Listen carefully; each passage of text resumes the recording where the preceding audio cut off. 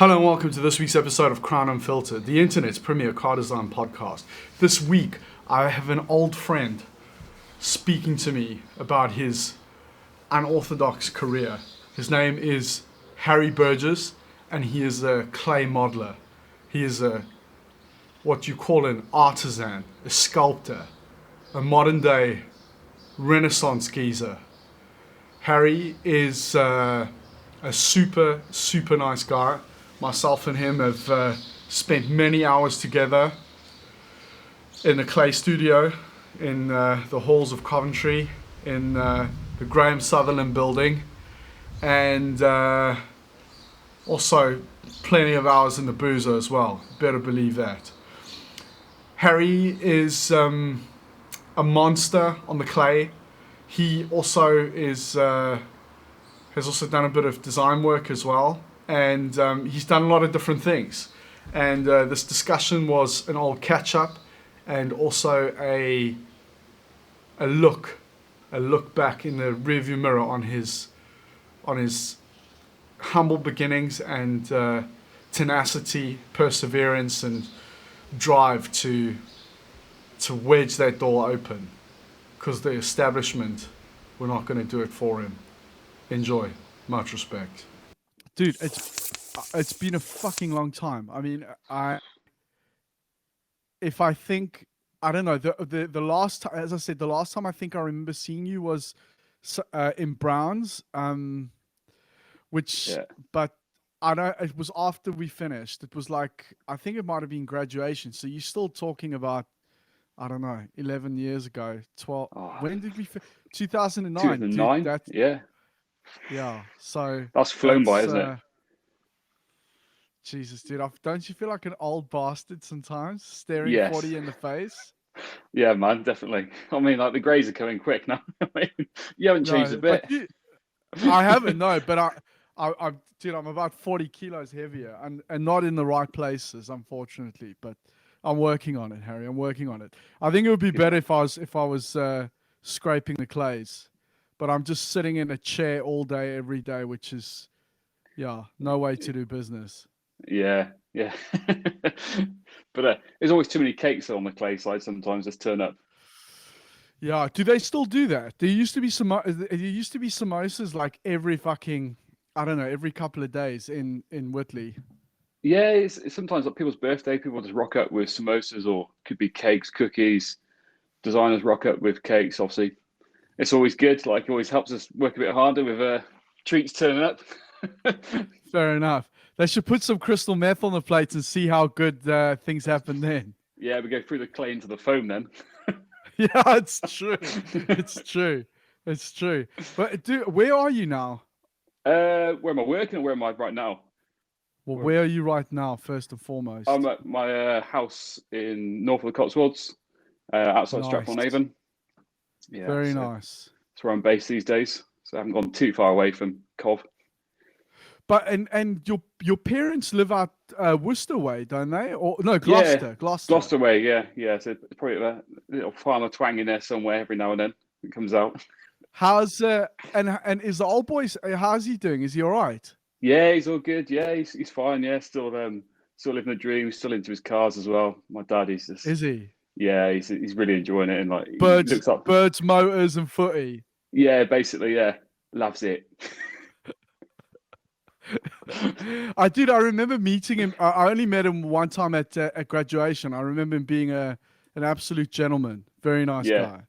that's the first time I think Yes. someone's ever heard someone say "gentleman" to my old man. Where is he not Yeah, normally? he is. He's just a bit of just a lunatic. Is he? Is he out of control? No, he's in a good way. He sees the happy side of life all the time. He's just enjoys it all always. But is Harry? Is he also like a proper petrol head? Is he?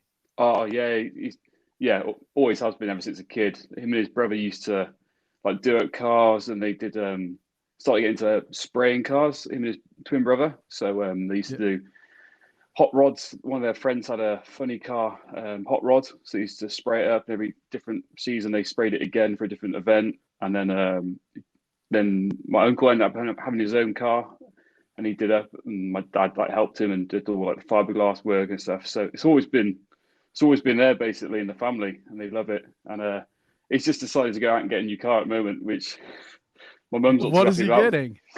He just What went is and he got getting? a used Range Rover SVR. He said he just wants that noise back. He wants the V8 Is noise that back. right? Really? Yeah. And mom's not happy about it. No. No, she wanted something quieter, obviously, but not an ostentatious. So he went for the bright blue, the Chelsea spec. With gold. Yeah, close enough, yeah. But Very yeah, nice. he's So, dude, enjoying it. like, is that obviously that's where you get like that's obviously where you get the car thing from. Did you guys ever do any like projects together at all, like growing up? Yeah, yeah, that's exactly where I got it from. Obviously, him and my uncle, that ever since a little kid, and they're showing us hot rods and always doing stuff in the garage, making stuff. But then when I was about 17, I bought a Mini. It was my first car, an old Mini, and it was called the Mini Sky. I think they only made like 500 or maybe 2,000 of them, something like that. It was limited Yeah. number anyway, and it was a complete rust bucket. It was white with a baby blue or sky blue roof, and so yeah, I decided to put on like the big arches on and stuff, and the big Mini like wheels, and slowly it become more and more. And then me and my dad ended up spraying it in the garage, and I decided to spray it Subaru Impreza blue. Blue. Yeah, and then went on to put in a 1300 Metro GTA engine inside as well. Jesus. Yeah, so I ended up spending quite a lot of money on this car, and then I was like, right, I need to grow up. I need to get something I can actually use now every day. And I think that was probably when we were at uni. So when we were at uni, I still had it in the mum and dad's garage basically. So yeah, I ended up flogging it. I sold it for like 2.5 grand, and then one of my mates texted me one day saying, Wow. your car you sold for 2.5 grand. I went, yeah. He said, have you seen the price of the original Mini Skies? They're 5 grand. So I Wow. completely lost out big time, but it was fun. But don't It was you? great fun. I mean, don't you wish you still had that car for like sentimental reasons? Yeah, in some ways I do, because it was just a great little car, and it was good times spending with my dad and doing it up. And my mates used to come around to help me as well. So yeah, it was a good project actually, and such a good handling little car in the country lanes. Did you have? You said you guys sprayed it together. Was that literally like in the garage with spray cans, or? No, no, we literally like it's like an old barn, but we end up putting like paper, plastic sheets around the whole place, and then like out of plastic hanging down door to go in. Got the compressor out and mixed it all properly. So it was all done properly, but obviously not sucked away like in a normal paint booth. So Right. had to suck it and see basically how the finish come out. It took a lot of Nice. polishing and buffing out at the end, but it came good. It came good. Do you still have? You still have pictures of it? Yeah, I've got a couple. Yeah, I think there's a few on my Facebook I can dig out. Like I went for a stage, obviously, like having no money and like doing bits at a time. So one day it was white, the next day it was like grey. I still had to drive it to school or uni or whatever. And then the arches turned up, and everyone's like, "Your car looks a right mess." I was like, "Yeah, but give it some time; it will look good." Nice. I don't think so. You had it when we were at uni. Yeah, I think I brought it to uni probably once or twice, but I mean, they're death traps in some ways, like on big roads, or are not very safe. So it would get nicked or stolen or something like that. So Oh yeah, fair enough. I I think I never. probably brought it up graduation week actually. Maybe yeah, I think it was that week actually. I brought it up.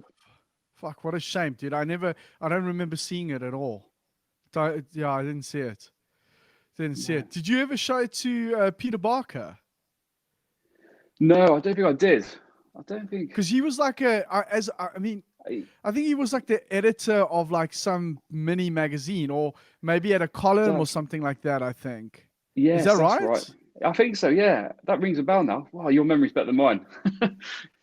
I don't know where. I can't remember who told me, but there was another guy, and I don't know if you got to really fucking think hard now. There was another guy in our.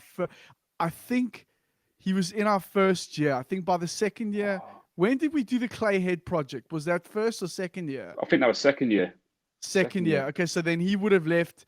I think he would have dropped out after in the second year sometime. And he had I literally I can't think of his name for love or money, but he was like a proper.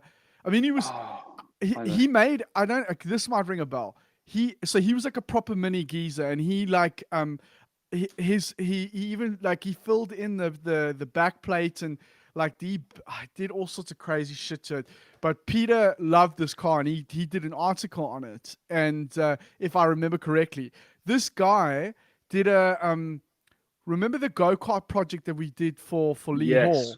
He Yeah. did. This guy was like he had done some sort of apprenticeship or work experience in like a laminator, like a laminator, or like Yeah. and they were he basically laminated this cardboard up with resin. I don't know if you remember that. Yes. I think was it Adam Barnaby? Is that And what his he was. name? This is the same guy I'm thinking of. He was quite a hands-on guy, and his dad, I think, used to work at ProDrive or something like that. And Maybe, he, yeah. He was a little bit like I mean, he was quite he was built quite like yeah, I he's think it's quite the a same unit. guy. Like you didn't want to piss him off after too many beers, you know. Like Yeah, he's quite an intense character. I remember he was like his model was next to mine in the clay room, and I was always a bit like wary of him to say anything negative, you know, because yeah. he looked like he'd drop you like a bad habit. Yeah, I think could be that guy actually. Yeah, he was a nice guy, but yeah, like you say, he could just be careful. Be careful. So, dude, listen. I just so to let everybody know, you are a clay modeler at Aston, but I don't know anything about like after you left school. I remember you did that you did a van wall project, and That's right. Yeah. did that Uh, as your final year project. And by the way, out of I don't know how many people there were in our final year, but I need to tell everybody that like maybe 3 people in that year were sponsored. The rest of us had to fucking make models with our hands. yeah. So and you were included in that. And I remember you had it was a green model with white wheels. And Yeah. I also, me being the ignorant South African that I am, I'd never heard of Van Wall before, and that was the first time. But what happened after that? Um. Wow. After that, after graduation, obviously it was a terrible year to graduate, wasn't it? 2009. There was literally nothing, and Pretty bullshit, yeah. yeah, it was terrible. But managed to get some work with Steve Harper, who was obviously the guest lecturer at the time down in Devon, and it was a bit of everything, bit of sketching, bit of modelling, bit of A-list, absolutely everything. But it was unpaid. It was unpaid, and we did it for a few months, living with him. But it was good fun. Quite a quicker learning process, basically. But there was one of But the who old it was you? It was you, Adam Southern and Welsh, and Welshie, and that was it to start with. That that was was it. it. Yeah. Wow. Okay.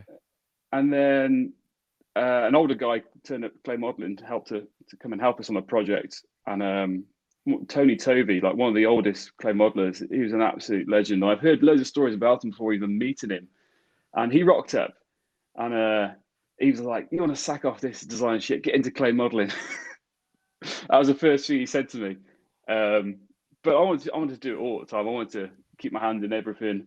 So it was doing that for a few months, and then that sort of dry up, and I needed to start earning some money. So Tony's like, "Oh, come up to HPL with me. We need to pick up some clay anyway for a project." So we drove up all the way from Devon all the way up to HPL in Coventry, and ended up getting a gig doing some hard modelling for a few months on some of the Lotus projects that they were doing. Remember when Lotus launched all those cars at once? Was it the 7 cars Yeah. Yeah. all at once? Yeah. Yeah. Yeah, Fucking hell. And then they went bankrupt like 5 minutes later. that's right. Yeah, so I think They some of the ones, spent all the money on show cars. yeah, some of the ones we were finishing up there, they never even made it to the show. I think it was the Esprit, which I'm not sure the public saw, but I thought it was one of the best ones. Wow. And just as we were like, it was coming out the spray booth, basically, it was like, "No, it's not going to the show now." I'm like, "What?" So it just never got shown, I believe, that one, or it could have been a different one, but I'm sure it was a Esprit. Dude, isn't it Um, fucking outrageous how much money gets wasted? Like how much, and it's like, it's not like, 50 quid, it's like a lot of fucking money. It's like, I mean, and a company oh like yeah, that at that time probably, I mean, they definitely couldn't afford to be burning money through like that. But I mean, I've seen so many internal projects where they would spend like 500,000 quid on a model and it would just be like to show some ball bags and marketing. yeah, and it's just to get some interest to see if it's the right way to go. Sometimes and it's a lot of dough to fork out for. Um, but yeah, obviously that one didn't work out for Lotus that time. Um, so after that was I don't know, 3 or 4 months stint I did there. And then I kept in touch with the guys at Vanwall, which were actually Lightning cars at the time, which they were trying to do that electric Ah. Lightning car. Um, but they own the two brands. They own the Vanwall and the Lightning brands. But sorry, And Lightning. What was the Lightning car? I always got confused with that and the Aerial Atom. But those are two different things. yeah. So this is a brand based in Peterborough, and they wanted to be one of the first electric car companies. And at the time, I think they had some interest in Elon Musk originally. Um, Wow. and for some reason it didn't come to fruition at all. But they were doing their best, and they did this car, and it was like a two-seater, really wide, low slung. It looked like a Marcos or a bit of a TVR looking car, and it had like a hub motors in each wheel, and it was a really cool concept for the time. So they own both brands, and then I got in touch with them saying, "Look, I did this project at uni. What do you think?" And then the owner came back saying, "Oh, that's really nice. Well, wouldn't mind to build that. It'd be good." But obviously, they're focusing on the Lightning project, the electric one. And then all of a sudden, they said, "Oh, why don't you come work for us? We need to do some other proposals for the future." So I did. I went up. I left HBR and went over to Peterborough and moved over to Peterborough for I think that was a year or so, and did everything from sketching to um, PowerPoint stuff to actually going into the workshop and how making the car basically because it was such a small team. It was like it's done on a shoestring, should we say, massively shoestring budget, but it was a really nice team sort of atmosphere, like because we all thought, "Oh, this could be like one of the first ones." Um, and that was really cool actually. And so I was doing different proposals for different investors rocking up every now and then. So it was like, oh, we need to move into a different market of maybe doing a. I think at the time the Bugatti Galiba was coming out. That proposal of the Yes. long coupe. So we started to do something based on that because I thought that could be a good idea to do. And yeah, that was great. And then we started to do some Van Wall stuff at the same time. I went to loads of shows with them. Again, because it's such a small company, the people whoever I had in the office ended up going to some of the events, and Wow, it's met so some cool, eh? met some great people. London Boat Show. We did like a show at Battersea Power Station. I remember one day one of the owners couldn't turn up. He had a meeting or something, and he's like, "Oh, can you drive this car to I can't remember what hotel it was? It's Savoy in London. Can you drive it across London?" Jesus. And it hadn't really been tested, like how many miles this car could do for a charge. And I think we're in North London. We drove it all the way through central London to Savoy. I just remember it had no air conditioning or anything, and the windows only come down a certain amount. And everyone was just asking me at the traffic, like, "What the hell is this car? What the hell is this car?" And I couldn't see out of it. It was so wide. There was no reverse mirror to look out the rear. And I was just thinking, I just need to get there without damaging this car. And going Jesus. around some of these tiny little streets, and people couldn't hear me coming because it was electric. And back then, no one understood at all. And I just remember sitting, I'm too young to be doing this sort of stuff. I don't know what I'm doing. But that was a great little gig actually. And unfortunately, some of the investors pulled out, and we all had to move on from there. Dude, Because of, sorry to cut that's in, all right. Harry. Like so I, I don't know if you I probably don't remember, but in placement here, I interned with a company in Cape Town, and they also had an electric car, and they That's had right. and there was a lot of interest, and they sent a car to Paris, and they had no end of people saying like, I want to buy one, want to buy one, want to buy one. And in the end, I I was actually really hoping to go back to them, but there was talk about it, but it never ever materialized. And Yeah, I was so disappointed at the time because I had such a fucking great time in my internship there. You know, it was like it's yeah, like probably a very similar environment to what you went through, and that's why I'm talking about it, because there was like literally in design there was a guy called Keith Halfett who was this pretty well-known Jaguar designer. He did the XJ220 and I mean, he was responsible for the original F-Type concept back in 2000. yeah, The first one, I don't know if you remember that. It had like wing mirrors on top of the yeah, glass. It was like this small little. They made there was an XK 180, I think, that they did after. I think it was called an XK 180. I must shut up because I could be talking complete bullshit. But they made a road going car based off this concept. Um, anyway, but I interned at this company. It was also an electric car, and there was a lot of interest in it.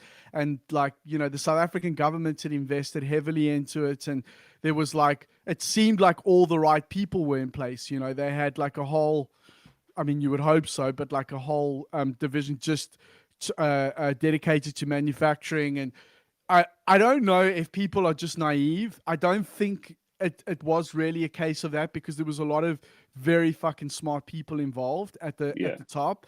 But I somehow get the feeling that the technology just wasn't there yet at that time. Exactly, That's what exactly. that's what I feel. That's what Yeah, I feel. yeah. That sounds basically exactly the same. Like there's some fairly wealthy and semi-famous people that are interested in this Lightning car, and I think put deposits down. But it was just getting the technology to come through as quick as they needed it to, really, without huge investment. Um, I sort of felt sorry for them in a way because they had such massive plans shooting for the stars, and I think they were close to doing it. And I think they're still trying it now. If I'm honest, I still keep in touch with the owner, Ian Sanderson, um, and fair play to him for persisting all the time. Every now and then he gets involved and start talking to me and like, oh, what do you think about doing this in the future, or what about this idea? And I love it. I wish I was that sort of that pushy to do stuff. But what is he doing now? Is he still like, what is he doing for money? I mean, does he just have a lot of money that he wants to spunk up the wall, or does he have like, is he getting like constant investment still, or what's the deal? Do you know? I believe so. After I left there, I think it all started to come to an end. So he got the name Vanwall from the Vanwall family. So he got to allow the right to be used as doing cars again. So that's been put on pause. I think that we're going to rebrand the Lightning car a Vanwall at some point. So they started doing. Funny enough, I've got the model right here. This is Show what me. this was the original Vanwall. So it's like the 1959 sort of Grand Prix car. Oh wow, Um, cool. so they started to remake this car again for like some customers that was road legal. And I think it was on Top Gear in one of the early series that they were trying to make it road legal. And they did. I think they sold a couple of them, and then that was what they were doing afterwards, is selling these cars for a lot of money, but just one off at a time, basically. And I spoke to him recently, and he's trying to. I think he's patented a few names. So he's patented Lightning as an electric brand. Dynamo was another one, which I remember when I was working at MG, and they were going to call one of their cars Dynamo at one point. And I was like, Dynamo, I'm not sure they can do that. And then all of a sudden, I heard a rumor that they've been taken to court, or someone said no, you can't have this name Dynamo put on your Because of car. him. So I texted Ian saying, "Are you taking MG to court by any chance?" And he's like, "Well, I just need to let them know that I've got this as a patent for electric cars in the future. So if they want to buy off me, they're more than welcome." But I don't think Nice. they did in the end. But yeah, so I think he's still going. He's got his hands in things in many pies, but still trying to do stuff with automotive. Um, he does a lot of marketing. That's where he made all his money back in the 90s with Coca-Cola, I believe. Yeah. So, but yeah, Wow. he was up for selling some of his family properties to invest in this project. So he went in like 150% into this project. big time. I still wanted it to come good, if I'm honest. I still do now, just because it was just an era that was great. Like you say, working in the place in Cape Town, it was just like such a nice team, small, everyone after the same thing to make the company come good. Yeah, yeah, it was, dude. I like that environment. I mean, looking back on it now, I knew at the time it was unique and it wouldn't be like that in other OEMs. I mean, and I also didn't ever. I mean, I'm not a fuck. I don't. I'm not really a corporate kind of person, right? And I don't. I don't. Yeah, I've worked really well in that kind of environment. There was literally, as I said, Keith Halford was like overseeing it, and there was one other designer and me, and both Yeah, of us were kind of like inexperienced. Like I mean, not kind of like inexperienced, and we were drawing shit, making shit. They made the show car was literally made out of GRP shaped by hand. Um, in a shed on the outskirts of Cape Town, and one of the first things I had to do was basically go and like sculpt this interior out of body filler. I mean, yeah, and I'd never used body filler in my life, but it was I sanded this fucking thing down for like 6 weeks, but it was hard fucking graft, but like yeah, really, I don't know, somehow rewarding. It was. I don't know. You can do that sort of shit at that age, yeah, like, yeah, yeah. I yeah. was just so enthusiastic, and then um and then there would be like one day where they're like, oh fuck, we need a steering wheel, Yeah. and they literally gave me like a ring of, I don't know what it was, but it was maybe of a polo, I don't know, and they were like, Hula make hoop ring. something. Yeah, just make something to go on top of that. And I literally took a piece of foam and I sculpted out by hand with a knife pretty much, and Yeah, then took it back to the body shop, covered it in body filler, tried to balance it by eye, and yeah. then the guys helped me glass it over again, and we made like a form to make the depression for the badge, and it was a really interesting process. Obviously completely not normal, but at least by OEM standards. But I mean, that's how fucking companies used to operate back in the day, like Yeah. TVR. That's how cars like the Sagaris were made. Yes, exactly. And you look back at it now, and like all those sort of things you had to like jump in the deep end and do. I mean, nothing seems to worry me anymore. I can just get on and do it, because you've done all these little weird things and things pass outside your normal comfort zone. You think, yeah, just get on with it now. Yeah, yeah, just fucking go for it. Yeah. I Yeah, mean, and now I almost feel like it as well, but like in an OEM, it's like kind of like, if you like, I'm normally an alias modeler, so it's like, well, fuck, am I allowed to draw a little bit? Like, yeah. no, no, no, Oh, you yeah, can't do that. And then you start putting all these limitations on yourself as well. yeah. Definitely, definitely. Yeah, I know exactly what you're saying. I think, especially in the year that we finished, we had such a terrible time to finish in the recession that there was No, so shit. everyone in our year was desperate to make it. And I think I was counting the other day with someone from our year. I can't remember who it was. Oh, James Burgess, not me, not Burgess. Shout not out my to brother, but Burgess. yeah, we were actually counting how many people in our year, like including yourself, like how many actually have come good from it, and it's actually quite a high number. And it's just sheer persistence to get into it. And people have done everything, and just to get into it somehow, like they may have Yes. worked in Yeah. insurance brokers for a year to earn some Or money, then to go bookies. to, or bookies, yeah, to go and get some money to go to do a masters or something. But Yeah. it's good. It's good. It's look back on it now. It's great. But I think like, dude, that time was really fucking difficult, and that's why. I mean, that's also why it's useful to talk about this stuff, because there's so many kids now that are graduating where they think like, oh fuck, there's a pandemic on, and I'm yeah, doing all this shit for nothing. But I think like when they realize, I don't know, like we really fucking struggled, and dude, it took me it was like 2 years before I got my foot in at Jag. Like it was, Yeah, and I got so fucking depressed, dude. I was working at imagine. TGI Fridays, and I I was remember. so, Yeah, dude, I was towards the end of it. You should have seen how fucking rude I was to everybody. I didn't give a shit. Like I was like, fuck you.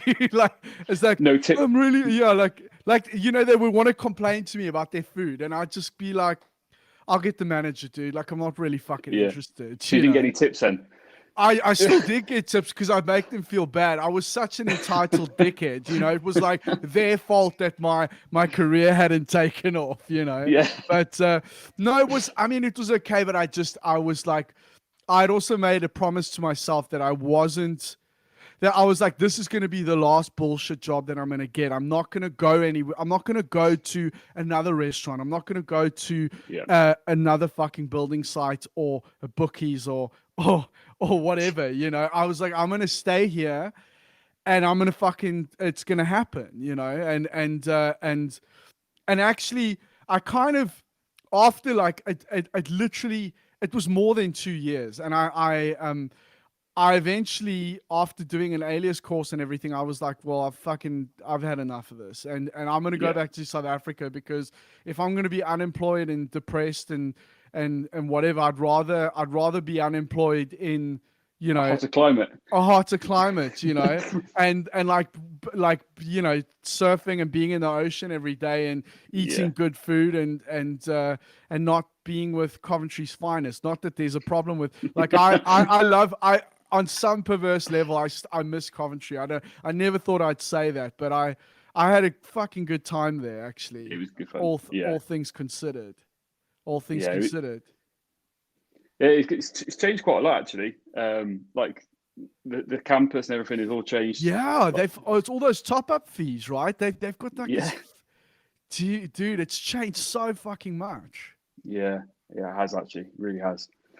But yeah, so But Harry, after Vanwall, you went to, sorry, the lights, yeah, Lightning, Van Wall. Yeah, it's the same, basically the same brand. right? After that, I managed to get a gig at Ariel down in Devon, so complete opposite end of the So okay, country. so there was Aerial Atom as well, right? Yes, so that was after that. So that was a role which, again, at the time I didn't know if I was going to be a clay modeler, hard modeler, alias designer. I still desperately want to be a designer at that time.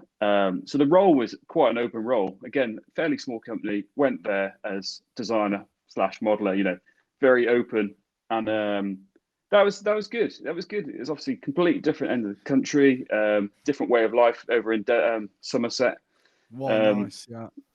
and it's like very remote. Nice little facility they got set up there, and yeah, I was working on projects like did a little bit on the aerial bike. I forgot the name of the aerial bike now. Oh God, yeah, the aerial motorbike. Did some bits on Okay, I've that, seen.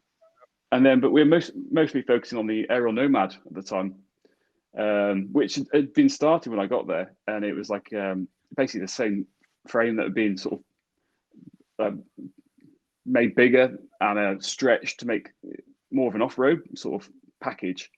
And that was quite a Jesus. cool. That was quite a cool setup, really, because they could have the engine was already in there. They had an engine from the factory, put it in, and it was like you work on the clay model on top of the frame. So we're just doing some sketches and then just go out and just do the clay on top of the frame and put some like foam core down and then replace the bonnet with something different. So all integratable sort of parts. That was quite a cool learning curve. That was probably the closest to getting into the industry when I was down there at the But time. sorry, how did that come about? But I saw the job advertised somewhere online, and then I just applied for it and went down for the interview and got the gig. And then I went there, and they got another guy as well from America, Noah. I forgot his surname now. He came over from America, so we we're both just doing the Nomad and also the motorbike. There was other projects coming up in the future, but yeah, that was a good gig. So I was there for, I can't remember how many months now. I think it was just under a year. Right. Um, and then and then after that, that was thinking, right. I still don't know what I'll do. I still enjoy designing, but I also like working with my hands, clay modeling. That's still the real passion, I think. And I sort of started to see drawing and sketching more of as a hobby, really. I think I felt I could get more of my ideas out with my hands Yeah. than drawing. And then there was a gig, speaking to Futura, starting to look at, obviously since university, I've been talking to Futura and all the other recruitment agencies, Technicon, a lot, trying to get my foot in the door, as you know yourself how hard it was back then to try and get in. And Yeah. I remember speaking to I think it was Dan Abel at the time from Futura, and he was like, "There's a quick 3 week contract over in Kia in Frankfurt." I was like, "Okay, that sounds good." "Oh, can you go tomorrow?" I was like, "What?" "Tomorrow?" I was like, "No, I can't go tomorrow." I was like, "I'm still in a job at the moment."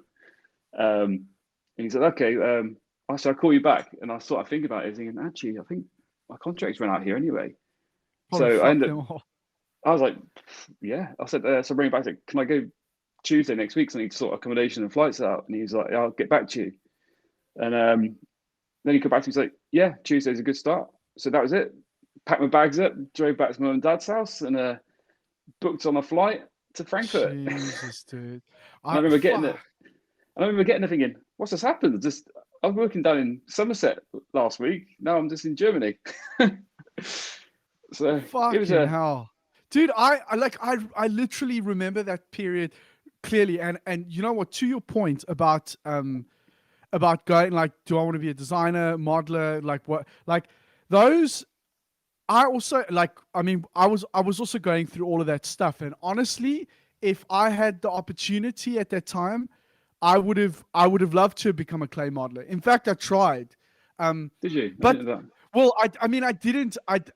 I tried in that I was talking to CGI at the time, and I was like, Yeah, listen, I yes, I want to be a designer, but I also I would love to be a clay modeler as well. And I think in hindsight, um, that kind of hindered me a lot as well with not having a clear, um, nobody said Harry, yeah, or Sam for that matter, or whatever. And especially at that time, like, the business is very kind of like it's segmented into these different areas, yeah. and it's very important at least to get your foot in the door that you're very clear about what it is that Which, you want to do. yeah, Because if you want to be a designer, then you've got to be very fucking clear about that, and you've got to, yeah, it's very difficult.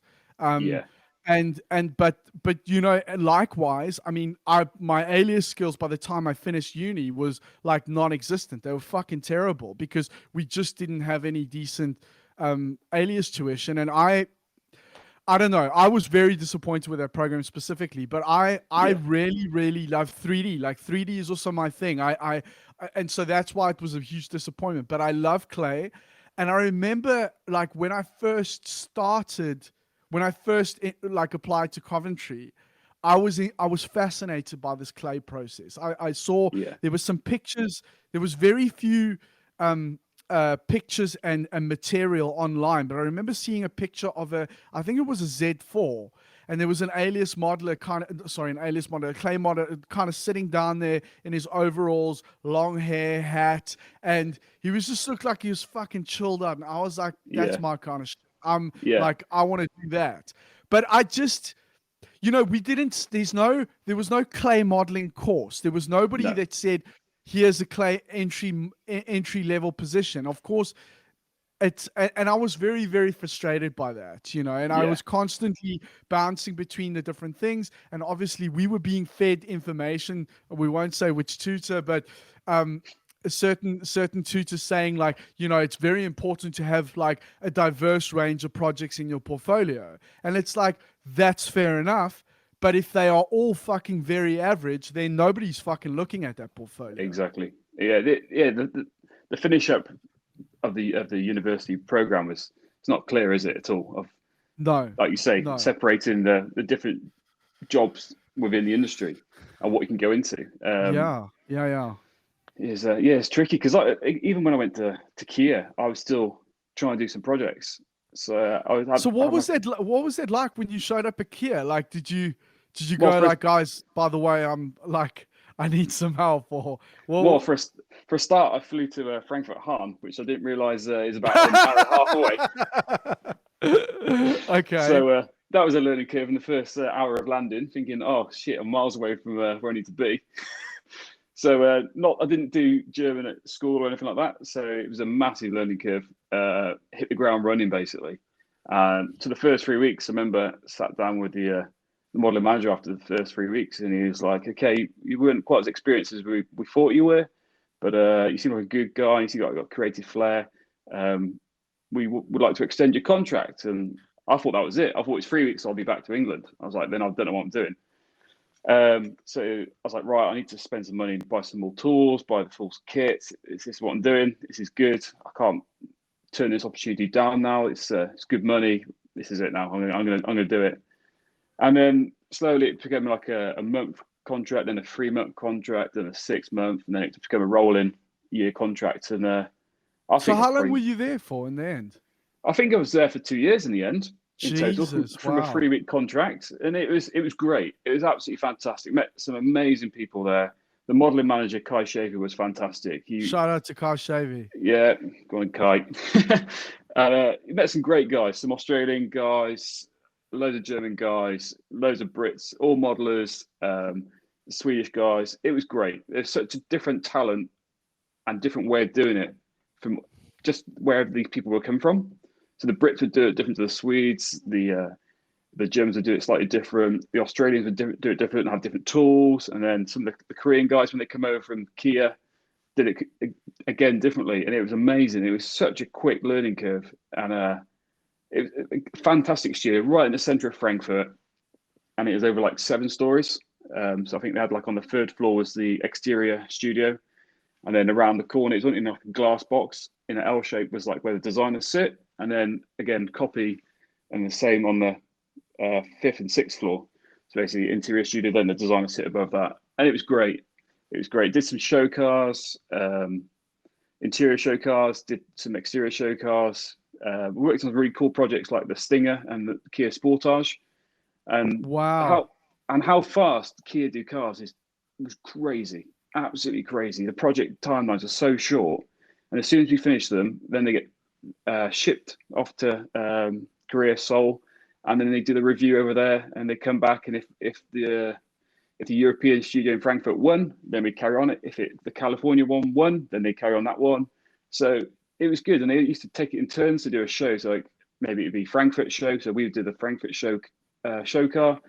The LA would do the show car for America, and it was great. It was absolutely fantastic. Like I say, it's just working with some great people, some absolute legends in the industry, especially from the clay side.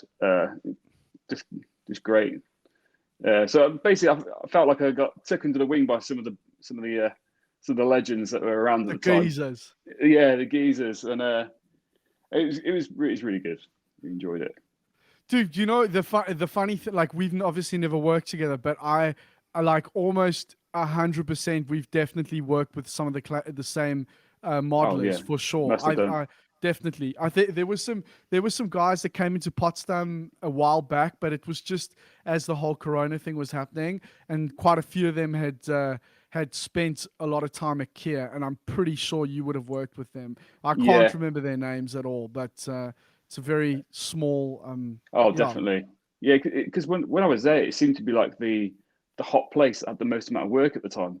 And so many people were leaving Potsdam and DC and places to come to Kia. I don't know if it was the charge rate they were doing or the amount of work that we had, but so many people were coming everywhere to get to Kia at that time, and it was Kia it were was also awesome. doing some really cool shit at that time, though, right? They Oh were also yeah, doing like I mean, Schreier had not been there. Like when did he start there? It was I like don't know. two.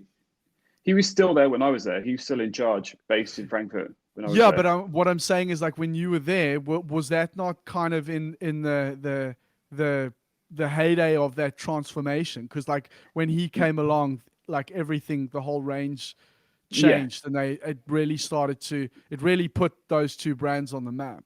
Oh, definitely. Yeah. That was at the era, and it was also at the same time where I felt it felt like Hyundai was getting a bit put to the side and Kia was shining more. Yeah. And I think that's when Schreier then started to go to join Hyundai a bit more. Right. But it was a really good time actually. They couldn't do anything wrong. It felt like some of the proposals Yeah. they were so different to each other all the time, and obviously they weren't really expensive cars. They were averagely priced cars, but seemed to be like really well proportioned and nice front faces on them and stuff. It was just a good environment really, and had good kit in the studios. Like there's a brand new studio right in the center of Frankfurt. It was Yeah, I heard awesome. it's a cool studio. I haven't been there, but it looks really cool. Yeah, and on the top floor is like the outdoor viewing area because it's in the city centre. So the whole roof opens and then all the blinds come down, so you can see the car in natural daylight. Oh, Uh, fuck. Awesome. until they built a skyscraper taller than it next door. So then I don't think they use the roof anymore because Oh, you can see in. shit. But did they make that roof specifically for the studio or what? Yeah, that was just for the studio, and it had like a massive car lift in the corner, so you can move full size exteriors from the ground all the way up. And it was because it was behind the Messe, the show stand for Wow. Frankfurt Motor Show. So it had like a private entrance straight in. So when we could just unveil it and wheel it straight across the night before. Fucking hell. Did you pick up any German, Harry?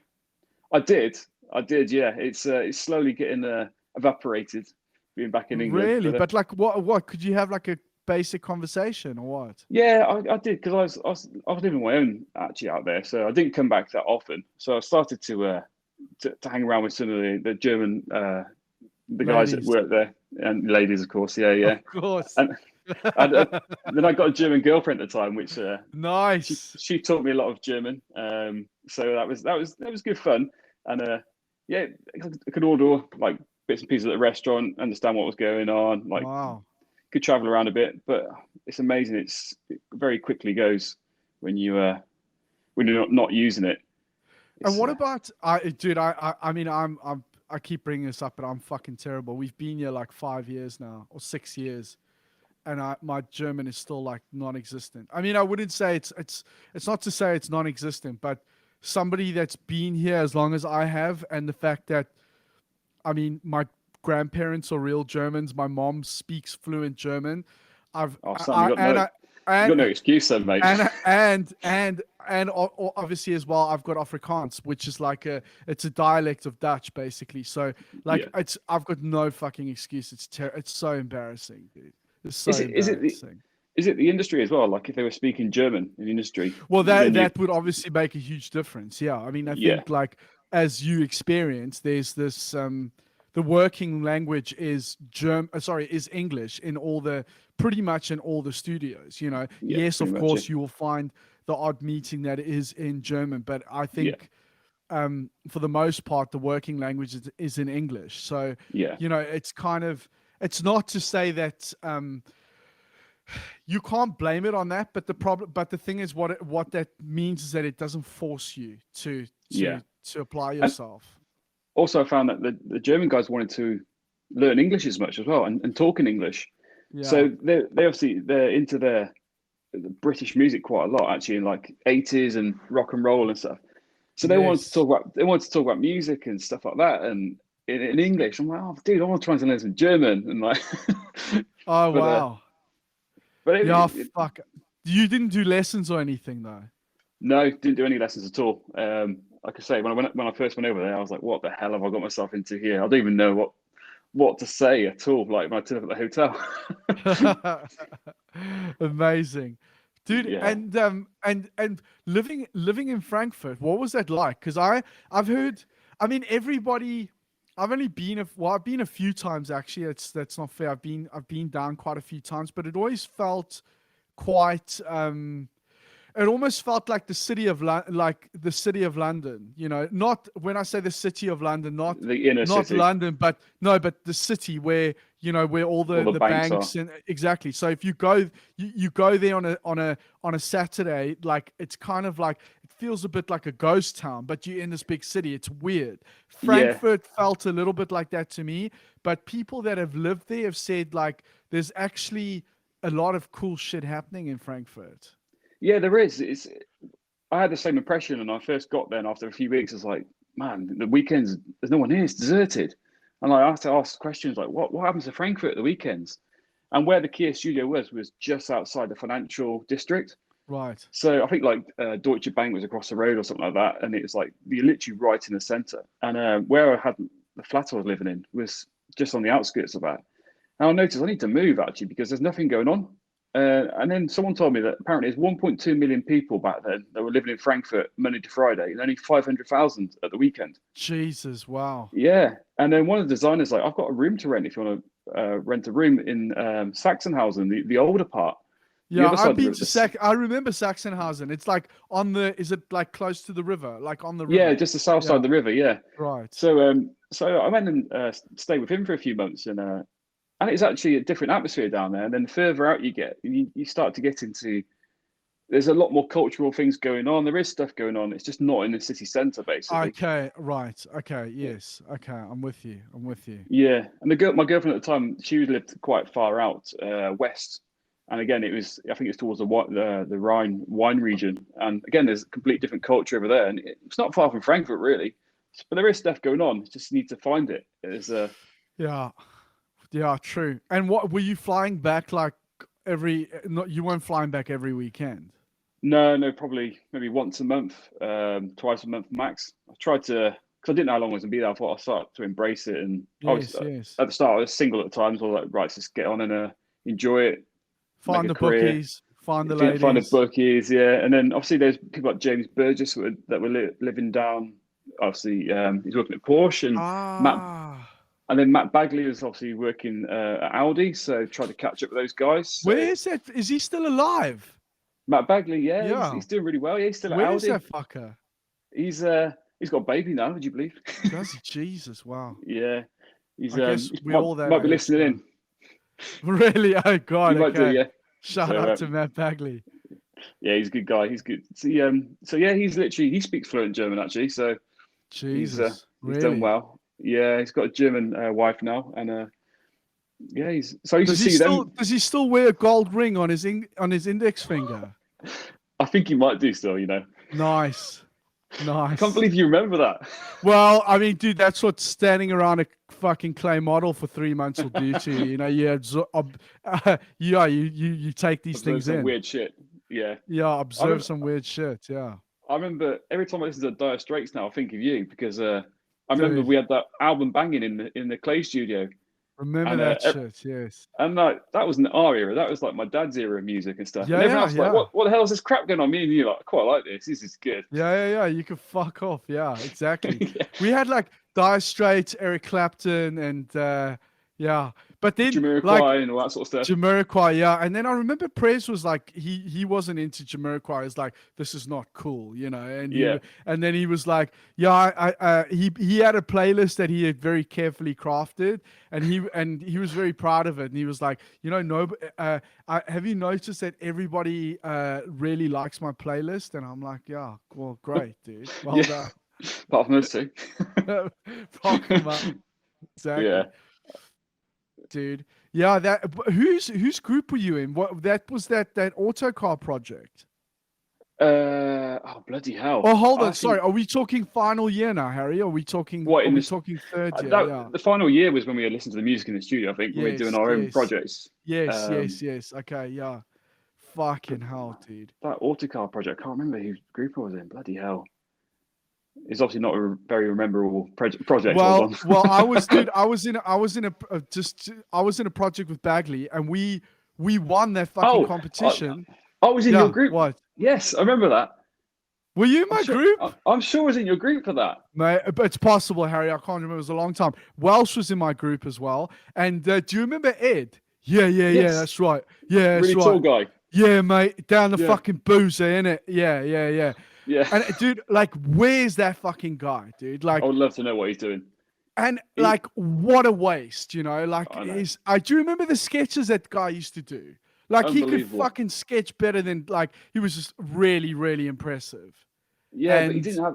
He was a major sketcher, but he had no confidence, did he? I felt so sorry for him. I know, but dude, that's the thing. And where does that, like, where do you find that confidence in an environment like that? I mean, I don't, it's such a fucking shame, right? Because Yeah, that's what it boiled down to ultimately. And you know yeah, what? Like, it's heartbreaking, but I don't know what he's doing now, but like, I wouldn't surprise me if, yeah, I don't know. I don't even want to say, but what a fucking shame, dude. I know. I remember his final year. He didn't even turn up. I don't think, did he?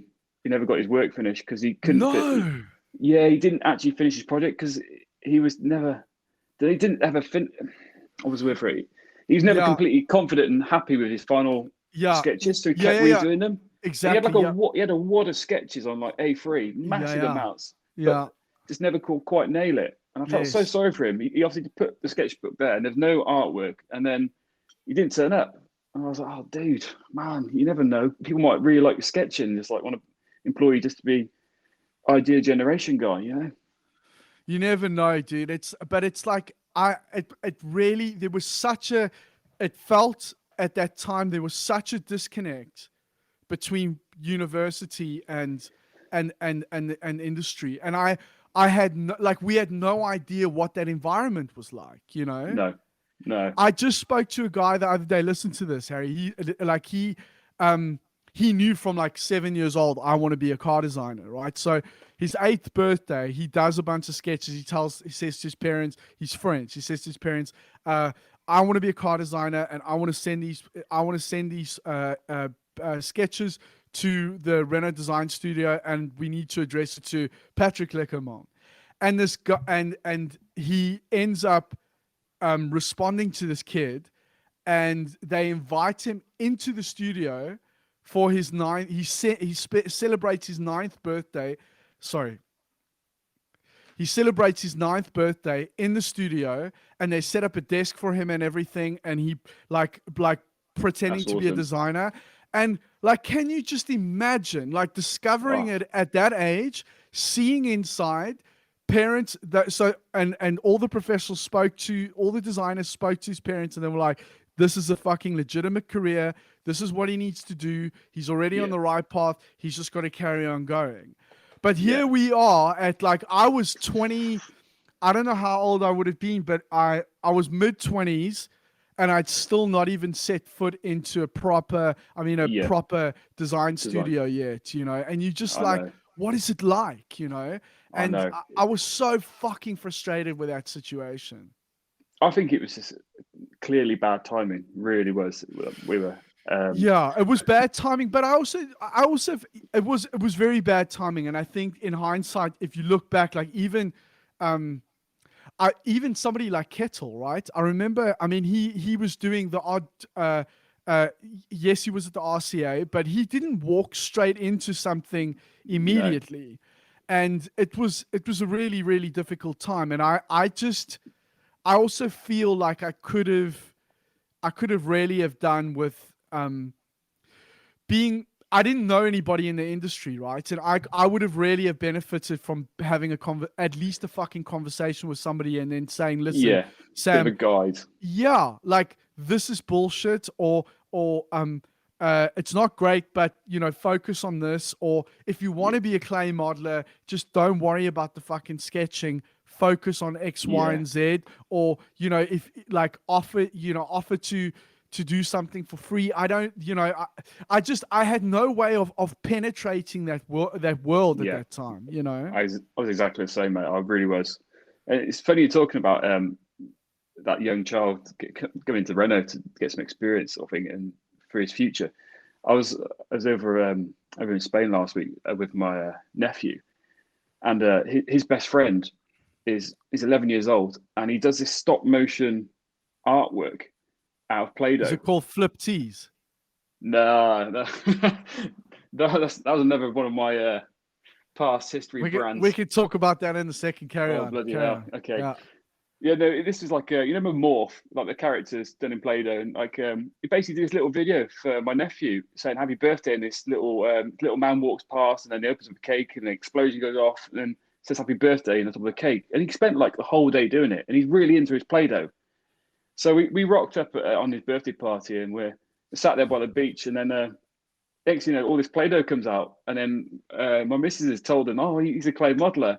So that was it. I sat there on the beach playing Play-Doh on this little wall, Oh on this little God. wall, and so they're like, "How do you do it? What do you do?" And then I just sort of made like a basic car shape, and obviously Play-Doh's too soft to do it really. Yes. And I started just showing them. I was like, "Oh, what do I do for the wheel arches?" So I got some euros out of my pocket, put some like 10-cent euros for the wheels, and I was like, then build your arches out, and then push it over. And they had some little knife and forks off the table, and they started to scrape it away. And they were like, "What do you do with the scrapings?" Like, you keep it, and you can always put it back on. And Nice. and then I started showing some pictures off Google of like clay modeling, and then they were like, "Oh my god, that's amazing!" And before you know it, then they went away for 2 hours. So they were both sat there playing for 2 hours, and they absolutely loved it. And then the one lad that does a stop motion Play-Doh, he went home and talked to his mum and said, "This is what I want to do now. I love it." And like you can Oh see him already wow. being one to do it. I just obviously just hope clay modeling is still strong when if he wants to do it in the future like that. Fuck yeah. You see, Harry, you did something, you've inspired some young kids. Yeah. There you go. Dude, I remember being at before I got to Coventry, I did a foundation course in Guildford at Guildford College, and they didn't actually even have industrial or product design as a specialism. Like the fine art tutor kind of tailor made a a, a a product automotive specialism for me, and I went to the ceramics person. I was like, "What is this clay? Like, what is this? I want to know what Yeah. this is." Like, because like it's not. We were doing ceramics, like making, I don't know, a fucking teapot and firing it and all this stuff, and I loved it. By the way, I would love to do it now, but I was. It still wasn't this automotive sculpting that like where Yeah. you saw the guys with the slicks and all that stuff, and I Yeah. was like, I couldn't get any information on it. I just wanted to see it and touch it and That's feel that's it. the Yeah. that's the hardest thing, because even explaining to my partner, she doesn't understand exactly my job, because you don't really you can't go into studios unless you work in there. You can't Right. see how it's Yeah. done. You can explain by Google images or maybe a video you find on YouTube, but it's not quite the same. I've often thought about, you see like the Great British Bake Off, or they're doing one at the moment about the pottery. And you think, why don't we suggest doing like an automotive one to actually show the world how it is still done in some places. Obviously, it's Harry, not all done in I'm gonna clay. make that happen, dude. I'll make that happen. We just made our first little Let's film. do it. We're gonna do a series. We're gonna do a series on that. We'll talk about it. But because you see the ones on Discovery every now and then, it doesn't Yes. actually show you the full process. Like it Yeah. flips to some Yeah. guys doing the CAD, and then they see the milling machine milling out the clay, and then a bit is Yeah. Yeah. Yeah. slicking Yeah. up. Yeah. Yeah. It needs to be a bit more, because it needs to show the whole process: design sketch, the alias, the clay, the die knot process, and the scanning. The whole shebang. And obviously, there's no dominant one out the lot. That we all know that each media is key, uh, Absolutely. Absolutely. uh, Yes. and it's just how it's managed. That's all it is basically. And there's always a place for all of them. Just need to be managed properly Yeah. For and sure. timed properly. Yeah, Definitely. I'd love to Definitely. do a TV show like that. That'd be great. But what? So how would you imagine the formats of a TV show like that? Because I've thought about it a lot, right? I've thought about just also doing like a YouTube series as well. But like, if you like the process is so long, right? Yeah, So how would you do that? I mean, you would start off with, okay, you could do the sketching, like you could show the sketch being done relatively yeah. quickly. I mean, you can do different things for speeding things up and whatnot, but there's A so bit like the, much. a Yeah. bit like the a bit like MasterChef, where they have to come up with, like, it starts small, doesn't it, until they eventually get into a restaurant. They could do they could do their own idea. They come up with the recipe, don't they? So you could do your own sketch. No matter if not a good sketcher at all, you come up with images like a collage of a bit of this, bit of that, bit of that. This is what I see, and then you try and work out what segment of the car they want to do. That's basically your recipe, Yes. and then you could do I don't know, clay, or some people might want to do alias or digital, I don't know, a blender, or, if they're comfortable with some other media, Photoshop, or Yeah. and it'd be like a competition in a way that everyone gets to try their own media that they're quite happy with to come Right. out of an outcome, and then the outcome is judged, and then eventually throughout the program, it could be a series or something you could do that they all get to try CAD, they all get to try sketching, they all get to try play modeling, and to get an outcome, or a team gets built together out of the people, so no one Yeah. actually loses. Someone might be better at Photoshop and sketching, then someone better at clay modeling, and then someone be better at the digital side, and then before you know it, you've got a little mini studio, haven't you? You've got a team there doing a project that Yeah. Well, it, this dude. Yeah. This is what it would be a big yeah. series, though, wouldn't it? It would be a Yeah. huge series to squash all Uh, that into. it would be. We need some cash money though. But yeah. Like. Would you have like teams? Would you have different teams, or would you have like individuals working out what it is that they want, or letting an individual do whatever they want, like in Great British Beat Off? Yeah. I think a bit like that. Everyone would work out what they enjoy, and Yes. then it's up for the judges, whoever the judges would be, to pick some of those people to put them into teams. All right, you're going to that team, you're going to this team, you're quite good at that, you go into that bit. And before long, you've got two teams, and then it becomes a competition. And then they get the same sort of task then, where it's a SUV, a lorry, a sports car, So how many motorbike. people are we talking about as a starting Oh, point? really else, Sam? You got me on the. No, I want to. I want to. I'm really interested in this because I've thought about it a lot, but I end up getting like exhausted with all the details because the process is so complicated, and you want to give a true Exactly. representation of the process, but at the same time, it's got to be visually engaging because otherwise, no one's going to watch it. You know. Exactly. But some of these programs, you think it's like this pottery one. You think you're not going to get any people, any viewers, but for some reason people watch it. I do 100%. But that's the thing. If it's done properly, everything. That's why I'm happy to talk about this in public because there's everything. If I've learned anything over the last fucking 10 years, there's everything to be said for execution. Ideas without Yeah, execution are fucking nothing. Like yeah, it's worthless bullshit. You need to execute and not just execute, but it's the way that you execute. yeah. I spoke briefly on this. I'll touch on the subject with Marek Reitman, who quite likes. Sometimes we do stuff with Discovery at Aston Martin, Shout out to and Marek Reichman. I think that could be a good representation with like a Discovery Channel that could do it really. And Yeah, but we don't. Yeah, yeah, definitely. Yeah, I mean, there's been one or two things I think that they've done in the past. They did something with Bugatti years ago, and it's still somewhere on YouTube, but it wasn't that great in terms of like really showing. It was like it's always kind of dramatized a little bit in a way that, yeah, which I guess to an extent needs to need happen, but a bit in it. Yeah, a little bit, but I think it's I don't know. It's really interesting that, and I think if it was done properly, it would definitely get viewers. I think it would, oh, but100%. it needs to be done properly. Definitely Yeah, needs to be done properly.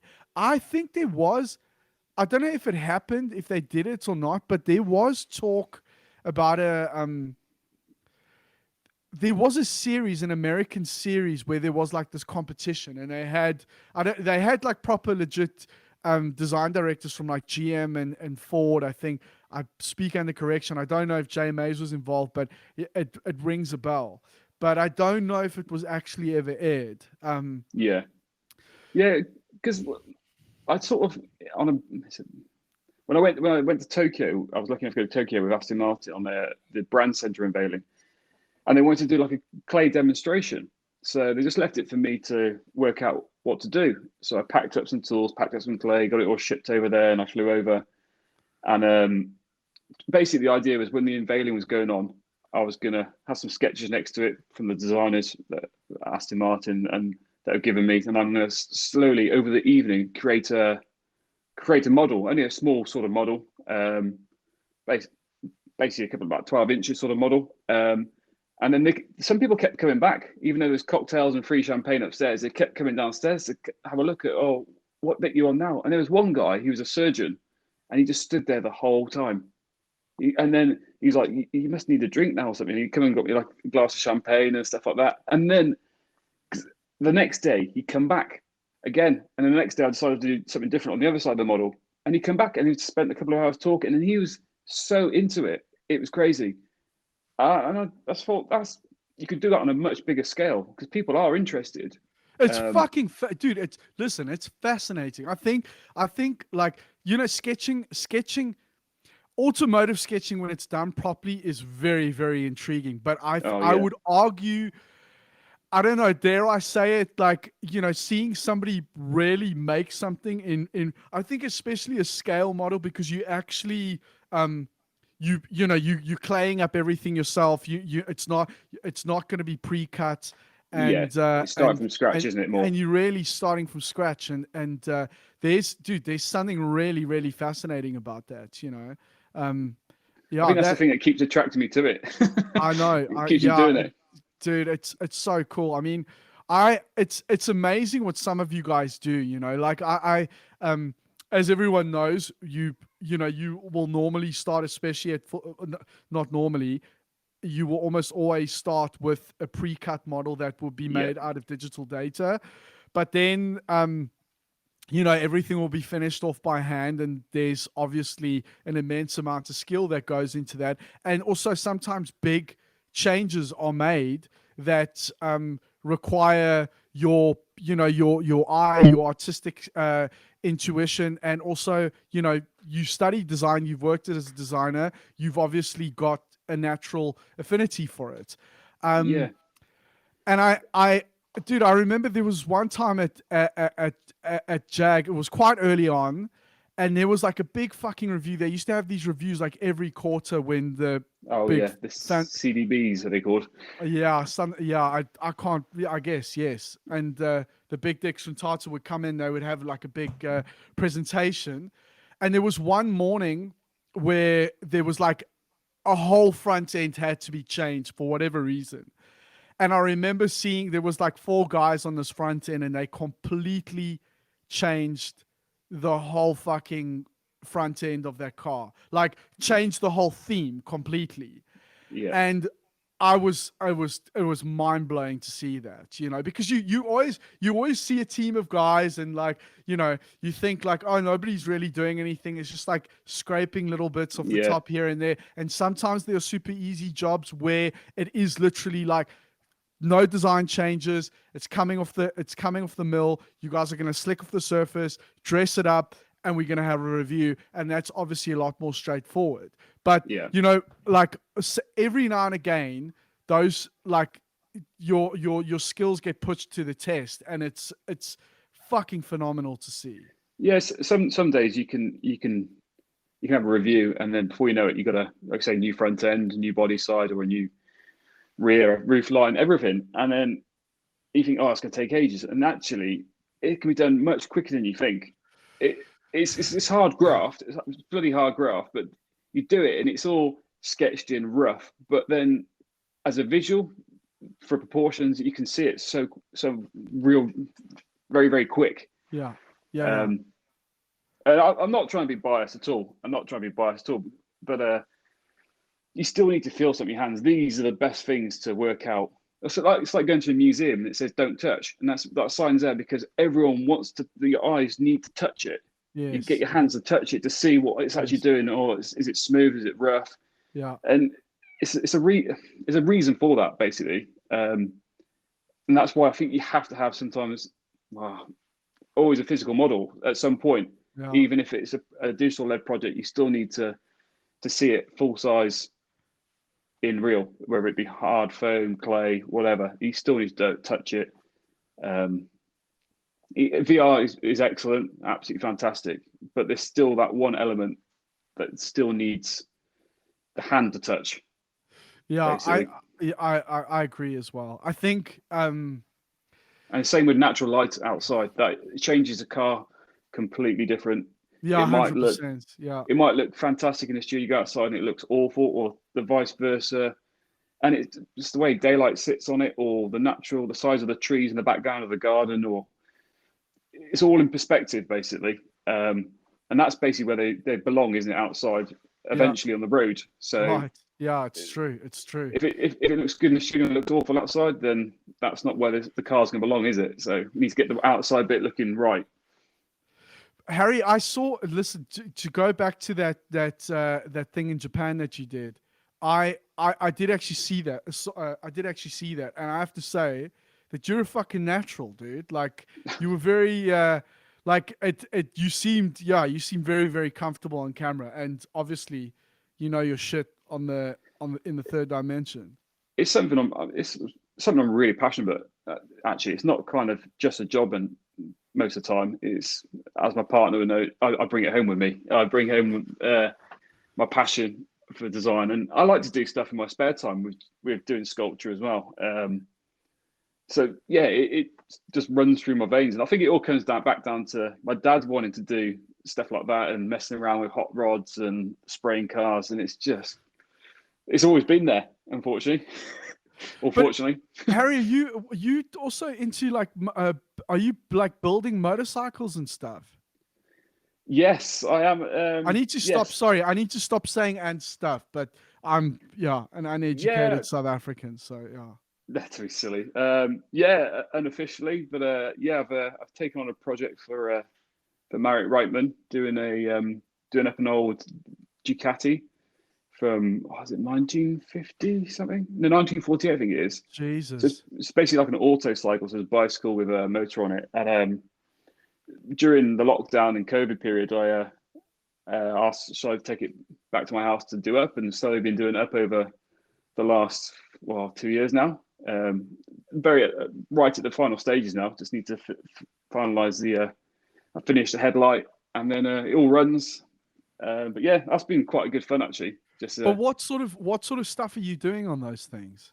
so that was I basically completely stripped the bike down to nothing. Took the motor off, engine off, took all the gears out, like checked that all the timing's right. So like proper geeky mechanics and stuff like that. Get my So hands do you dirty. know all that shit? Like, No, no, no. Literally just online googling, and like some of these people out there, some of these forums, some of these people have got all the knowledge for these old bikes, and like they know exactly the timing, and they've worked out a system how to do it. And these bikes are like from 1948. So I've like you have to do a lot of internet research and speaking to people on the phone, and like this bit's broke, where do I get it from? And they're really hard to find the bits. Some of them are in Italy. Well, actually, most of the bits are in Italy. Then you have to pay a customs charge to get back. And it doesn't fit. Oh, that year had a special variation. That one's worthless. I have to send it back. All that sort of stuff. And then end up stripping the whole frame, getting it powder coated, and then doing some Photoshop, getting the graphics in the right place, and changing the graphics for a bit more of a. It's more of a sort of a cafe racer style. So it's not 100% the original bike. The bike's called a Ducati Cucciolo, which means baby puppy in Italian. So it's nice. basically like little 50cc on a bike frame, which when you're going on the road at 40 miles an hour, it's bloody dangerous on Have you? So bicycle is it wheels. running? Have you ridden it? Yeah, it runs great. I've ridden it through the village a couple of times just to check it all works. But I need to find out how the hell you get them road legal, because there's no clear way of getting it road legal. It's got a headlight front and back, but I don't know how you get them insured or anything. So I'm going to have to go onto one of these forums again and find out somehow. Wow. But Yeah, and the engine stuff, like, are you just watching YouTube videos and checking our forums and that sort of thing? yeah, watching all that sort of stuff. But I had a little bit of knowledge from messing around with go karts when I was younger, and so like rebuilding go karts or replacing spark plugs and all that sort of stuff on any sort of two-stroke engine. So there's a bit of a basic knowledge there originally. But you need a garage, right? You can't be doing that shit in the living room. Funnily enough, I was doing it in the hallway living room when it was getting a bit cold initially, but obviously started to stink a bit. So yeah, I had to do it outside. The That was when it missus was cold. the missus freaking out. Yeah, a little bit. Yeah, but now she said it looks quite nice as an actual piece in the house. But apart from it stinks of petrol. Nice. I think I quite like the smell of petrol, but I guess Oh yeah, it's not everyone's taste. yeah. It's Dude, I need a garage. I need somewhere to work. I mean, there's a really cool place in Berlin actually, which is kind of it's like it's called it's like a community garage, but they've also got a co-working space there as well. But it's pretty cool. Like you can pay. I think you pay like 100 notes a month, and you store your bike there, and yeah. you can like book slots to work on it. Over here, that sort of thing is quite in demand because not everybody has like houses like they do in No, England. Most people are living in apartments, as you know, in Germany, and there's all sorts of restrictions as well as to what you can and cannot do and whatnot. yeah. So, but There's a it's place in Frankfurt like that as well. I think it's called Classic Stad.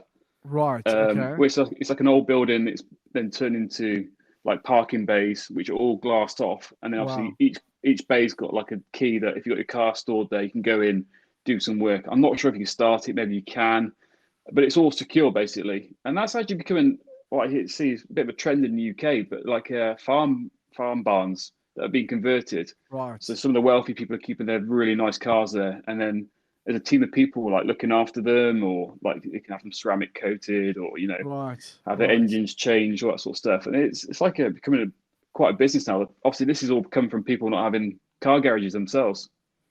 Um, Yeah, yeah, yeah, yeah.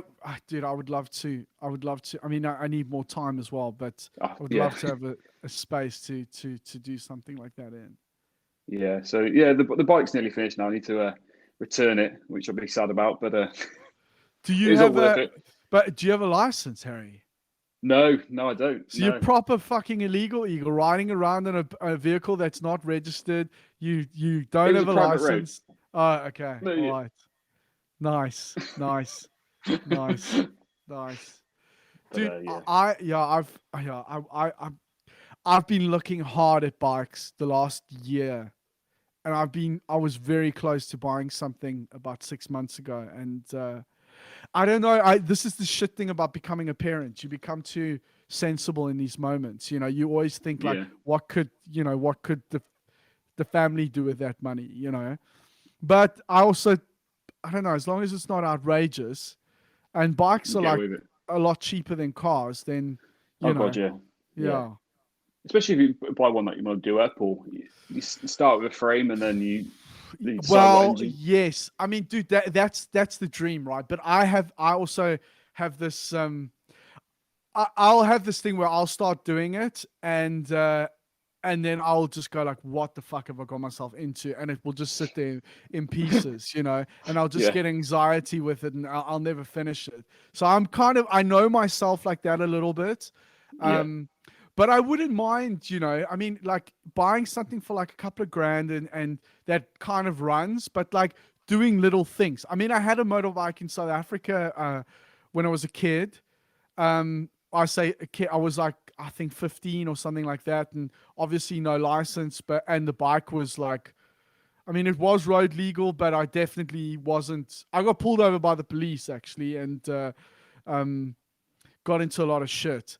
But but the bike, I don't know why my parents let me buy it, but I had this bike that I didn't I didn't have a license for, and but I remember doing like little things in it, like cleaning the carbs and learning what a carburetor is, for yeah. example, and then there was I think in hindsight it was probably there was rust in the tank, and I think that they were going into those jets, Oh, of course, and yeah. basically like when you rev it, it would often like kind of Cough, but yeah, exactly, and tried so many different things, and in the end never really got to the bottom of it, but I still learned a lot at the time, and those old things are pretty they're pretty simple to understand, yeah, and that was without fucking YouTube and all the yeah, yeah, forums. It was out the internet, so maybe yeah, maybe I should get something. yeah. Do it, man. You enjoy it, even if you don't. That when the kids are asleep, you can posture about doing something like that. I know, but dude, I just don't have any fucking time, dude, with all this shit. But I should make time, at the weekends or whatever the case is. Yeah. Yeah. I need Yeah, to man. do something. So Harry, are you so work and everything's going pretty well? Like, are you guys doing a lot less clay than usual? No, we're still doing the same amount of clay at Aston as we have been before. It's pretty heavy on the exterior, as it always has been at Aston. But I think we're starting to get some more interiors back again in clay, which is good. Um, but yeah, it's always, I think, because Aston's quite the sort of company that they like to bring people around the hand built sort of feeling still, that it still remains quite strong, which is good, Yeah, yeah, yeah. which is good for us. But it's not saying that the digital side's left out at all. I mean, there's still a hell of a lot of work for those guys, and like they have to fix our wobbly surfaces sometimes, or vice versa. But do you like? What do you think? How do you think things are going to evolve? Like, I know it's okay. It's clear that clay is obviously happening less and less. But and there are some studios like Bugatti, for example, that don't use clay at all. Yeah, this Um, is this is $1 million question, I think, at the moment. I'm super passionate about clay modeling, but I'm no fool. I can maybe see it might not be there towards the end of my career, but as it stands, it's still a very well used media, and I beg to differ that we can change with the right people. You can change a full size model just as quick as digital.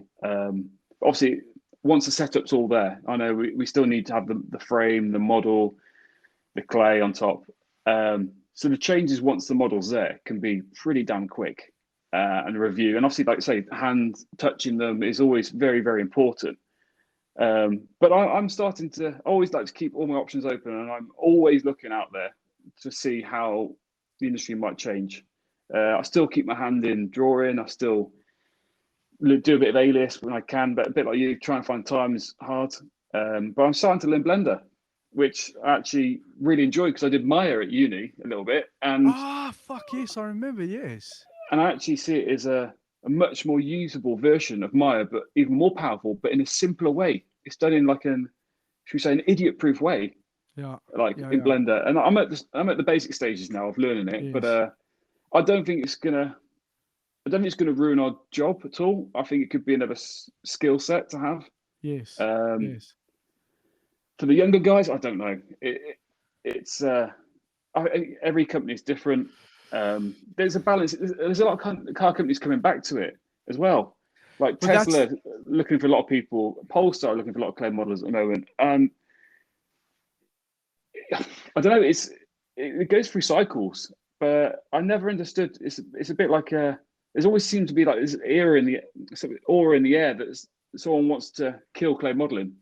You know, like it always seems to be. And I think if it's done and managed well, it can be just as efficient timing and costing as any other way. I mean, yeah, you're talking to a super passionate guy about it at the moment, right now.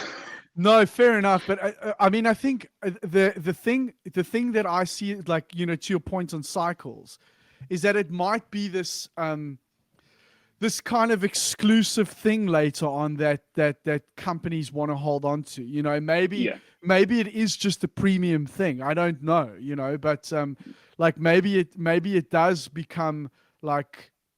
That said, I can't, a company like Volkswagen, I can't, you know, say whatever people think about their brand, whether they like not exciting or whatever the case is.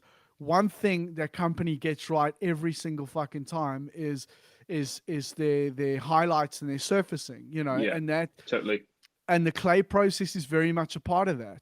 So Yeah, I it's going to be very interesting to see how things evolve. I yeah, think you are probably also in a very unique position of being a permanent employee in an OEM that is still, doing that quite a lot, yeah, um, yeah. which is The, obviously a great thing.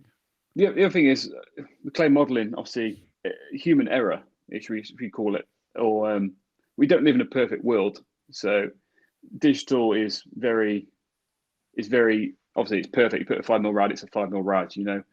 And sometimes the beauty can be in it's not quite a 5mm rad, and it's actually spraying out to be a bigger rad, you know. Yeah. Um, Yeah. and I'm not saying it's always the right thing, clay modeling, but I still see it as it's still really important.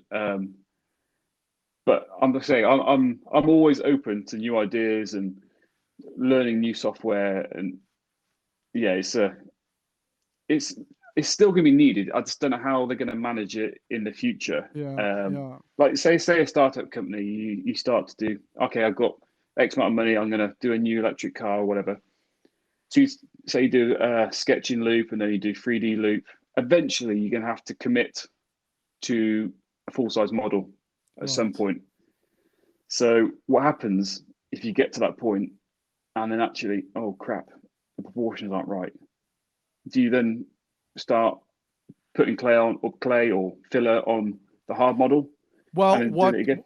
what happens in a situation like that, like Bugatti, for example, what they'll basically do is like they'll develop a volume, they'll mill it, and of course it's never right first time. But Yeah, they'll do the mill and then they'll tape it up like, and it's a foam model, you can't do anything to it.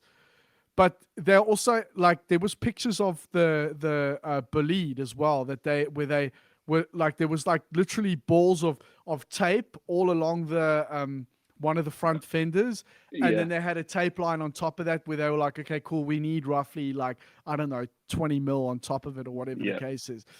But obviously there's still an element of like, you know, it's there's only certain people that can do that, you know, and Yeah, but that's basically what you would normally do. Of course, it's better if you can make proper like clay changes in real time. But the reality is that if you don't have that infrastructure, is expensive to set up, that's right? that's And it. then That's it. and then also having a team of clay modelers just, you know, there all the time. It depends. In a bigger setting, there's usually work for them to do. Definitely. But in Yeah. a smaller kind of satellite One-off hit. studio one, it maybe doesn't make that much sense. Yeah, and it's I think it's definitely a fine balance with whatever projects people are doing, Yes. and how much time, money, costings all has to come into account, and they have to do obviously a timing plan of okay, how do we get it out in an efficiently way? And I totally get it. Clay modeling can't always be in some of these companies, Yeah. um, but then like I say, if the setup's there, then you'd be silly not to use it. If you know what I mean, if it's already you Yeah. already got the clay plate, you got the studio lights, everything like that. You got armatures, bucks, but yeah, it can be expensive business. But I don't think any cars are ever cheap anymore, are they? Even No, it's not. And you would think as well, with all the time scales getting shortened down to what they were, then, you know, surely there's some fucking money to spend on the clay models, you know. well, You yeah. would So think. I, Dude, it can all be sorted with just the right management of how all these medias are used or not used, and there shouldn't be an argument really because we're all a team. We're all trying to achieve the best thing at the end of the day. yes, Um, yes, so yes.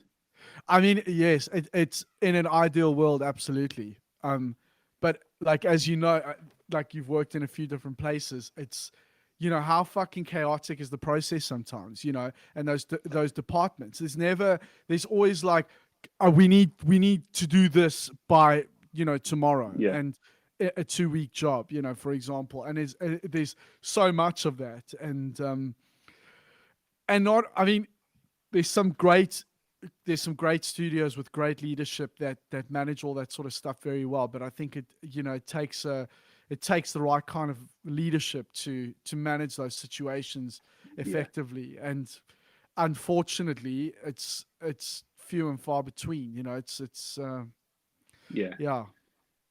yeah. We don't live in a perfect world, do we? So We things come out don't. of nowhere every now and then. Exactly. Harry, listen, dude, I just wanted to know what's Lampy up to? I haven't seen that guy in Lampy, he was yes. Well, he was working at HPL Prototypes a But couple of hold on a years. second. He was. So I got a message like I don't know when I first I think it was like the first Clay episode that I did, and he Yeah. sent me a message and he was like, "I'm really gonna get into this now." But what was he doing before? He was doing he was Well, he did it. not a music journalist, a motor Car. journalist. Yeah, he did a master's in journalism. So he Wow. started working for like, is it Autocar? And I can't remember which other magazine it was. Maybe even Evo. He started doing bits and pieces, but I think he came back to his passion of being creative and wanting to get into the car design. So I think he had a bit of a tough process of getting into it. I bet. Um, Yeah. Again, after like obviously the whole time that we had to try and get into it, he had to do it a bit later again, and obviously a bit older. So he got into hard modeling. So he was hard modeling at HPL when we were doing the Speedster. Funnily enough, at Aston, and I went over to sign off some of the model, and just before it went into paint, and there's Lampy working on it. I'm like, "Hey, dude, what are you No. doing?" I'm like, "This is weird," because I'm like, "I'm with you, telling you what to do. This is so weird." I'm like, well, not what to do, but you know what I mean, just like Yes. Yes. Yes. looking Yes. over the work a bit, and so yeah, he seemed like he was loving it, actually really enjoying it. And I believe now after that he's gone to Lotus and he's doing a hard modeling job over in Lotus, over in Heffel. Wow. So Cool. Shout out to Lampy. yeah, or for everyone, Carl Leacob. Carl Ecop, yeah. Yeah, Dude, do you ever remember I brought this up to him and he laughed because I don't know if he fully remembers it, but when we and our very first day at Coventry, we all had to get up and kind of introduce ourselves and yeah, say like, talk about I don't know, stuff that you're into. And this little fucking guy gets up and he's like, "Yeah, I'm black belt in fucking karate or whatever." yeah. And he said, "I know I don't look hard, but I am hard," or something like that. And I was fucking laughing my tits off, dude. It was That so sounds about funny. right. Yeah. It was so, Oh, so he's funny. brilliant. So funny. He's a top lad. So he must, so, okay, so he's moved up to Norfolk then, right? No, I think he lives in Nottingham still, but he stays up. Ah, Well, okay, stays down right. in Heffel like in the week and then Wow. goes back. Okay. But No, no, he no kids or any of that stuff, no? don't think so at the moment. Just a dog, I think. Dog. I Well, think he keeps messing with me every now and then. He wants to get into clay, but there's probably more jobs out there at the moment doing hard modeling than what he's doing. there's quite, yeah, this is surprisingly quite a lot of things. And dude, again, this was something we didn't know what, I didn't know what a hard modeler was. I didn't know No, that there was such a thing. no, no. That could be all relayed to us much more openly, couldn't it? Really. Yeah, but then again, it would also require some knowledge from the institution, which I don't think that they necessarily had. No. But dude, I just I don't want to slay Coventry because I had some good times there, and I it's yeah, but I just think that one of the things that I look back on it, I'm disappointed about, is that with all those fucking OEMs over there, could they not have got some fucking professional designers in from time to time to come and I talk know. to us? I We know. had like 3 talks, maybe 2 or 3 talks.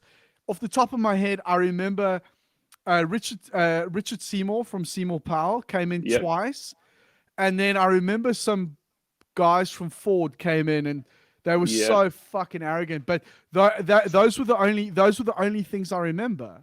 And I'm like, Yeah, I think we had Andy Wheel a couple of times, didn't he? Come in, Andy Wheel from JLR, and David did he Brisbane. right? Those guys are probably the only Yeah. ones that sort of come from the industry that actually gave us a bit of how it is. Dude, that's the thing. I don't remember. I don't remember actually speaking to either of those guys.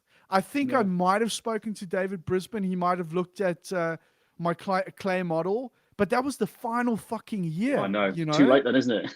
Too Yeah. late. And dude, Yeah. like, bless Brian Clough and his cotton socks. Dude, do you remember that demo that he gave to us like 2 weeks before our final presentation? Oh yeah. We were like, That's it was like way too late. way too late. But in his defense, he was like, he pulled that out of thin air because he realized that there were so many of us that had no idea how to do a fucking rendering, you know? Yeah, And in totally. all fairness, that should have been done like in the first or second years. But there was also all this bullshit of like, you guys aren't allowed to touch Photoshop for 2 years, and you're not allowed to sketch a car Yeah, for 2 years, because you need to learn about everything else but that. everything else but that. And then when it came to do it, it's like, okay, ball bag, like now I can't draw a fucking car, and like the people at Art Center are killing it. People at Pforzheim are killing it. Do you remember David Brown? I remember David Brown saying to all of us, and he was a legend, by the way. This is Yeah, he's not a top guy. anything negative to him, but he was saying that he asked. I remember he asked somebody in industry, and I can't remember who it was, but it could have even been a British OEM, and dare I say either Jaguar or Land Rover, but I could be totally wrong on this. But he was like, how come there are no like placements for our guys? You know, why is nobody paying attention to this? And he was like, because the level in those other schools are light Way years ahead. Yeah, And that was then thrown back onto us. You know, I mean, it was like kind of like, guys, you need to get your shit together. And it's like, yes, we fucking know that. yeah. We've been trying to say that for 3 years. But how? But like, what do we do? What must we do? Sketch. I mean, it's like, we understand that, but like, we still, there was no information on the internet, right? There's no information on the fucking library either. There were the Gnomon Workshops DVDs, but again, it was like there was nothing. You didn't know what the standard was. You didn't know what was kind of acceptable to judge yourself against. Yeah, and it's like that, like why? And then of course they could throw in the argument like, oh well, you know, it's important for you to find your own style. It's like, that's fair enough. But we've also got another tutor over there saying to us like, you need to be able to do your ellipsis perfectly in every perspective and blah blah blah blah blah. When in actual fact that is kind of bullshit, and you never do. So, like somebody like me, find myself like killing myself trying to do all these fucking ellipses, never getting anywhere, and actually in the process, like not learning how to develop a theme on paper, you know. And there was so many of those questions were answered when I finally got into a studio. Yeah, you know. Yeah, definitely. Yeah, but yeah, unfortunately, it's just all too late, isn't it, for us to actually? Well, it is, yeah. And it's to a be fast honest, learning curve. It is, and I'm in hindsight, I've got no grudges, or I know it sounds like I do, but I get quite fired up about these things, and it's also why I'm doing this, to kind of try and shed light for other kids and people that are just interested in it. But I think for me as well, things have panned out how they should have panned out. Like I in hindsight, I know, like, you know, being a real proper designer is not just about doing a pretty fucking picture. You know, it's like being this salesman and all this sort of shit, which I fucking hate all that stuff. And I know that, and therefore, and I've always been really passionate about 3D. So things have kind of worked out for me. Yeah, exactly. Kind of how they should have. But again, honest to God, like I would have loved to, I would have loved to have been a clay modeler as well. That also would have been I would have loved to have done that. Yeah. I would love to do a bit more drawing and actually come up with a nice design I want, and then see it all the way through. Yes. Myself, in some ways, just a selfish project for myself. I would love to do it all. You should do it, Harry. You should do it. You should totally do it. And you can fucking do it now. You've just got to make a point of doing it. Yeah. Just find an old clay model and be allowed to just, I'm just going to carve it up, put my own sketch on it, yes. Because I can get into such a zone when I'm modeling. Like I can be in just like the time flies by for the day. You just raking in a new body size or putting a new theme in the front. It can go so quickly, and it's really enjoyable. There's lots of banter on the project. So it is most of the time a really nice environment to be in. Yeah, I think dare I say that the clay modelers all have the most fun. I mean, that's where 90% of the characters are on the clay plates, Yeah. you know. It's without a doubt. I mean, like, dude, I don't know if you saw the episode with With Roy. Roy. Fuck me. Yeah. Did you watch Funny. that? Yeah, I did. Yeah. My God, that guy's fucking hilarious, dude. Yeah, And he is. Isn't he's like, I mean, this legendary, like his skills, I think, are apparently fucking second to none. Like Frank Yeah. Stephenson said that he was by far the best clay modeler he had ever worked with. Yeah. Yeah, I've not actually worked with Roy, actually, funnily enough, but No, yeah, I've heard some great yeah. things about him. Yeah, it's such a fucking funny bastard. He's Yeah. so, dude, he had me crying with laughter half the time. He's so funny. He's just like, he's got no filter, that guy. No, I know. Zero filter. It was amazing. Hashtag don't forget the modelers. Don't forget the modelers. Yeah. Dude, I remember getting quite irritated with him. And he just laughed about. He brought it up in the podcast as well, and he just he's clearly just antagonizing everybody. And people bite all the time, including me. Like going like, you know, we don't forget about the modelers. We care about the modelers. We are the modelers. And he's just like, hashtag don't forget about the modelers. Brilliant. He's even got pencils made with it, hasn't he? Yes, he has. Yeah, he has. Fair play. Yeah. Fair play to him. Harry, I thoroughly enjoyed chatting to you, dude, and this was amazing. Likewise, man. And it was great to catch up. It's been a fucking age, and I hope that we get to hang out soon at some point. Yeah, definitely, man. It's been way too long. I can't believe it has been over 10 years now. It's crazy. Yeah, it's ridiculous. But, go down Boozer. Go down Boozer. Gutbuster. Down Bookies. You're still just as funny as I remember, mate. You're actually natural at this. It's great. Nobody appreciates my humor. My wife doesn't appreciate my humor. I'm like, you don't fucking realize who you're married to. But yeah, I'm glad natural presenter. I'm glad that you appreciate it, Harry. It's It's been brilliant, mate. Thanks for having me on. More than welcome.